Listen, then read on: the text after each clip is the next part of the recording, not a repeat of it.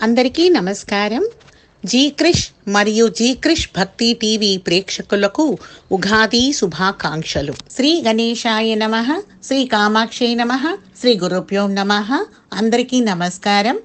పూజ్యాయ రాఘవేంద్రాయ సత్యధర్మరతాయ చ భజతాం కల్పవృక్షాయ నమతాం కామధేనవే. శ్రీ మంత్రాలయ గురు సార్వభౌములు భాగము 3. ముందు భాగములో గురు సుధీంద్రులు వెంకటనాథులను సన్యాసము స్వీకరించమని కోరారని చూశాము. అందుకు వెంకటనాథులు ఒప్పుకున్నారా లేదా అనే విషయమును ఈ భాగమునందు చూద్దాం. వెంకటనాథ, మూలరాముని పూజకు అర్హుడిగా ఎంచుకున్నది నిన్నే. నీవే ఆ భాగ్యవంతుడు అని గురువులు చెప్పగా, నేనా స్వామి అని వెంకటనాథుల వారు అడగగా, అవును వెంకటనాథ, నీవే అందుకు తగిన వాడివి. అన్ని శాస్త్రములందు ఆరితేరిన వాడవు. నిన్ను తప్ప నా మనస్సు ఇంకెవ్వరినీ అంగీకరించటం లేదు అని గురువులు చెప్పగా, కాదు స్వామి కాదు, నేను అందుకు తగిన వాడను కాను.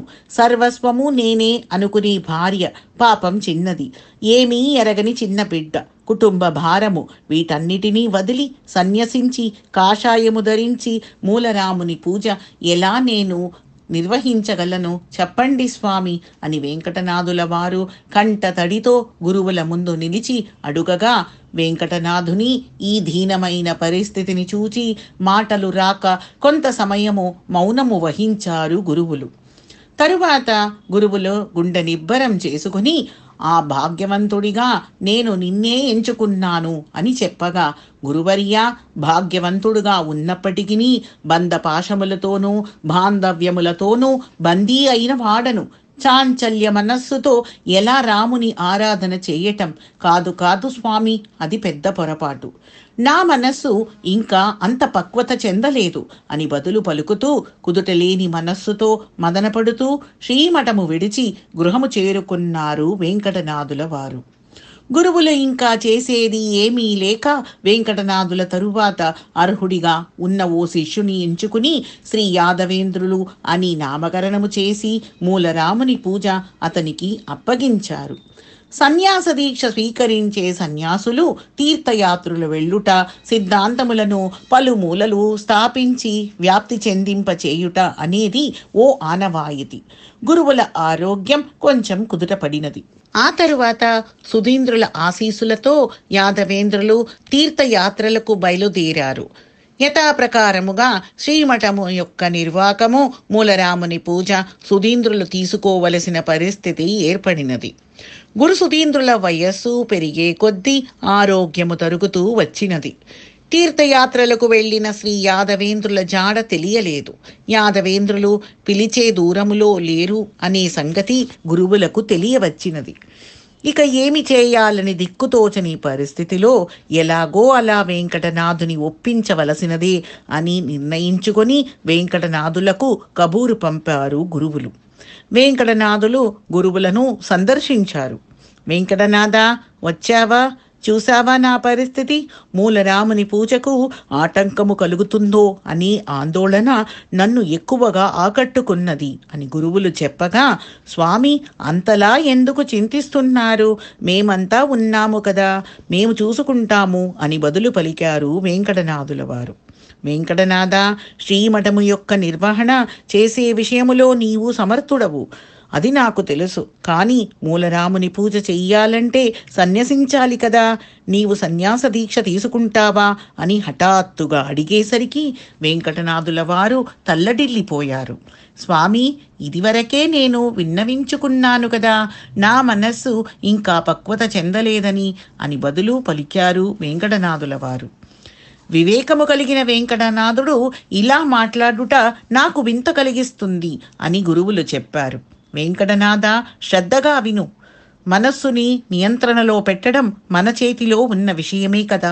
శాస్త్రములను అభ్యసించిన వాడవు నీవు అని గురువులు చెప్పగా, స్వామి, శాస్త్రములు అభ్యసించిన వాడనైనను మోహము అనే తెర నా చుట్టూ అల్లుకుని ఉన్నది.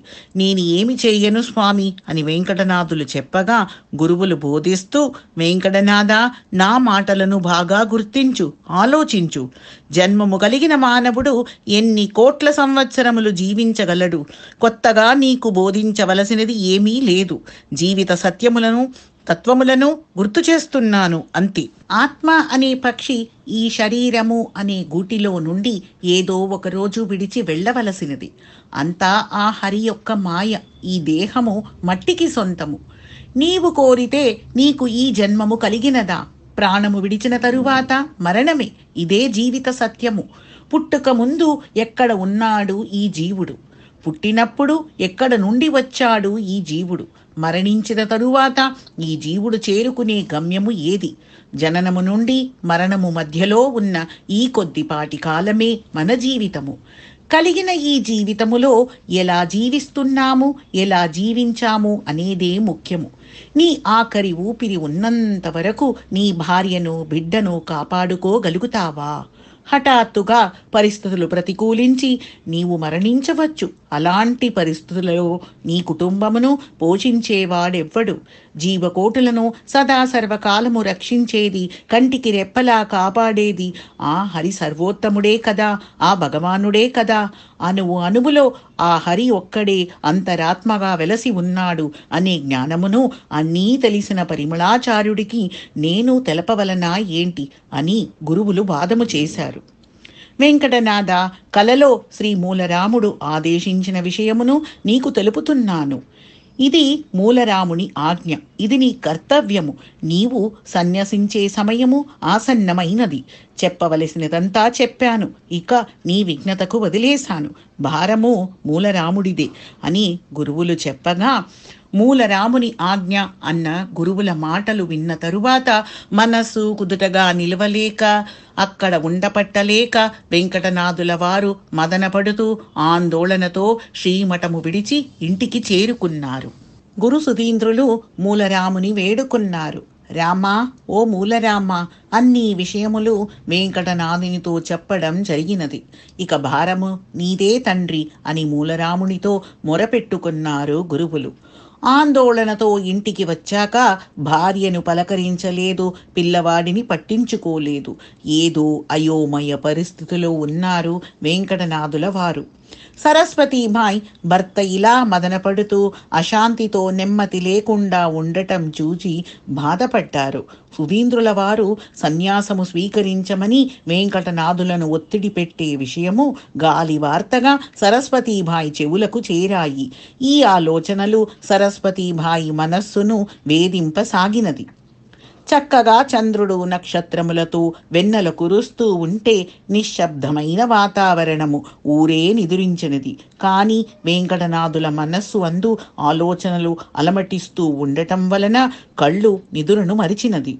దిక్కుతోచక ఉన్నారు వెంకటనాథుల వారు. అప్పుడు గెజ్జలు గల్లు గల్లు అంటూ అందల సవ్వడితో, సప్తస్వరముల ధ్వనులతో, మంచి తేట తెల్లటి పట్టు చీరను ధరించి సకల శాస్త్ర స్వరూపిణి, సకల కళలకు నిలయముగా వెలసిన పారిజాత కర్పూర వీటికా సౌగంధ ద్రవ్యములతో కూడిన పరిమళములతో వీణ చేపట్టుకొని ఓ స్త్రీమూర్తి వెంకటనాథుల వారి ముందు ప్రత్యక్షమైనది. వెంకటనాథుల వారు ఆ స్త్రీమూర్తిని చూచి, అమ్మా, నీవెవ్వరవు? దేవలోక కన్యకవా, మోహినివా, కిన్నెరవా అని అడుగగా, వెంకటనాథ, నీ మనస్సు కుదుటగా లేనందువలన నన్ను నీవు గుర్తించలేకపోతున్నావు అని చిరునవ్వుతో పలకసాగినది ఆ స్త్రీమూర్తి. ఆ చిరునవ్వు జలధారలా పొంగి పొరలుతుంది. అయినను వెంకటనాథుల వారు గుర్తించలేకపోయారు. ఆ స్త్రీమూర్తి వెంకటనాథులను చూచి, వెంకటనాథ, ఇంకనూ నీవు నన్ను గుర్తించలేదా? ఎంతో కాలముగా నేను ఒక్కదానిని మాత్రమే నీలో నా నివాసము ఏర్పరుచుకొని ఉన్నాను. అందుకే అందరికన్నా నీ జ్ఞానము మిన్న అని చెప్పగా, అమ్మా, నీవు శారదవా, సాక్షాత్తు సరస్వతివా అని వెంకటనాథులు అడగగా, అవును వెంకటనాథ, నీ మనస్సులో ఉన్న క్లేశమును తొలగించుటకై నీకు ప్రత్యక్షమయ్యాను. దేవతలు, మునులు కోటానుకోటి జన్మములు తపస్సు చేసిన కలగని నా సాక్షాత్కారము నీకు అనుగ్రహించాను వెంకటనాథ అని అమ్మవారు పలకగా, అమ్మా నేను భాగ్యవంతుడను అని పరవశముతో ఆనంద బాష్పములతో చేతులు జోడించి నమస్కరించారు వెంకటనాథుల వారు. వెంకటనాథ, భువియందు దైవ నమ్మకమును పునరుద్ధరింపచేయుట నీ కర్తవ్యము. భక్తి, న్యాయము, ధర్మము, నిజాయితీ స్థాపింపచేయుట నీకు సాధ్యము. వైష్ణవ సిద్ధాంతము నలిగిపోరాదు. అలా నలిగిపోవుటకు నేను ఏ మాత్రము అనుమతించను. శ్రీ వేదవ్యాసుల వారి బ్రహ్మ సూత్రముల వలన నేను ఆవిర్భవించాను. నీ కుల గురువులైన శ్రీ మధ్వాచార్యుల భాష్యములు నన్ను పోషించినవి. శ్రీ మధ్వాచార్యుల శిష్యులైన అక్షోభ్య తీర్థులు, జయతీర్థులు వారి రచనలతో నన్ను పోషించి పెంపొందించారు. నీ పూర్వ అవతారమైన వ్యాసతీర్థ అవతారములో నీ యొక్క ఆదరణతో నేను యవ్వనమును దాటాను. శ్రీ వ్యాసరాజుడిగా నీవు అందచేసిన గ్రంథముల వలన నా యందు పౌష్టికము చేకూరి అందాల రాశిగా అయ్యాను. తరువాత విజయీంద్రులు రచించిన గ్రంథములు నాకు ఆభరణములయ్యాయి. విజయీంద్రుల వార్తాజాలము నన్ను అలంకరించాయి. నీ గురువులైన సుధీంద్రులు పలు గ్రంథములకు భాష్యములను రచించి పలు వివాదములను ఏర్పరచి సభల యందు నా నాట్య ప్రవేశము చేయించారు. శ్రీమద్ భాగవతమునకు అనువాదము రచించి అష్టదిక్కులలో నా ఘనతను వ్యాపింపచేశారు నీ గురువులు. సుభద్రా పరిణయము అనే గ్రంథము రచించినందువలన నా కీర్తి వ్యాపింపచేసి నన్ను ఈ లోకమంతా నడయాడేలా చేశారు నీ గురువులు. ఇంతలా చక్కగా పెరిగిన నన్ను ఇలాగే స్థిరముగా ఉండేలా చేసేది నీ బాధ్యత. శ్రీ వేదవ్యాసుల వారి ఆజ్ఞానుసారము మూలరాముని ఆరాధించే వారందే నా స్థిరవాసము. ప్రస్తుతము నీ గురువులైన శ్రీ సుధీంద్రుల యందు నివసిస్తున్నాను. ఇంకనూ 2 సంవత్సరముల వరకే ఆయన అందు నా వాసము. ఆయన తరువాత మూలరాముని ఆరాధించేందుకు ఉత్తమమైన సన్యాసి యొక్క అవసరము ఎంతో ఉంది. ఆ ఉన్నతమైన సన్యాసి నీవే కావలెను. స్వార్థము విడువుము, పరమార్థమును ఎంచుము. నీవు కారణ జన్ముడవు. జగత్తుకు మేలు కల్పించడము కొరకే నీ అవతారము అని తెలుసుకో. దైవ సంకల్పము. నీవు సన్యసించకపోతే నిన్ను విడిచి వెళతాను. నీ యందు పరిపూర్ణముగా నేను కొలువు తీరాలంటే సన్యసించు. ఇది నీకు విధాత విధించిన రాత అని గ్రహించు. శారదమ్మ చెప్పిన మాటలను వినిన తరువాత మరుక్షణమే వెంకటనాథులకు స్ఫురణ కలిగినది. క్లేశములు తొలగి నిర్మలమైన మనస్సుతో సన్యసించేందుకు సిద్ధమయ్యారు. ఆ క్షణ సౌదామిని అయిన అంబిక యొక్క దర్శనము ఓ జీవికి కలిగితేనే ఆ జీవుడు విశేషమైన జ్ఞానవంతుడవుతాడు. అలా ఉండగా శారదమ్మ దర్శనము, మంత్రోపదేశము ప్రత్యక్షముగా పొందిన వెంకటనాథుల జ్ఞానము ఎంతలా ఉంటుంది అనేది ఆలోచించుకోండి. వీణా పండిత రాఘవేంద్ర, గాన విశారద రాఘవేంద్ర, సరస్వతి విద్యా రాఘవేంద్ర, సరస్వతిపతియా రాఘవేంద్ర, జయ జయ జయ వివ రాఘవేంద్ర, భవభయనాశక రాఘవేంద్ర, జయ జయ జయ వివ రాఘవేంద్ర, భవభయనాశక రాఘవేంద్ర. వైరాగ్యము, మనశ్శాంతి తేజోవంతముగా వెలసిన వెంకటనాథులకు ఆ రోజు రాత్రి కృష్ణుడు, వేదవ్యాసుడు, రాముడు, నృసింహుడు ప్రత్యక్ష దర్శనమిచ్చి అనుగ్రహించారు. దైవముల దర్శన కటాక్షముల వలన తన పూర్వజన్మముల స్మృతి వెంకటనాథుల వారికి కలిగినది. జన్మ సార్థకతను గ్రహించారు. ఆ రాత్రి ఇంత చక్కటి దైవీక సన్నివేశములు జరిగినప్పటికీ సరస్వతీబాయి, లక్ష్మీనారాయణులు గాఢ నిద్రలో ఉన్నారు. ఇక మరునాడు సూర్యోదయము కొరకు వేచి ఉన్న వెంకటనాథుల వారు నిత్య కర్మలను పూర్తి చేసుకొని తన భార్యను బిడ్డను పట్టించుకోకుండా చక్కగా అంగవస్త్రములను ధరించి శ్రీమఠమునకు బయలుదేరటానికి సిద్ధమయ్యారు. భర్త ప్రవర్తనలను గమనిస్తున్న సరస్వతీమాయికి ఆందోళన మరీ పెరిగినది.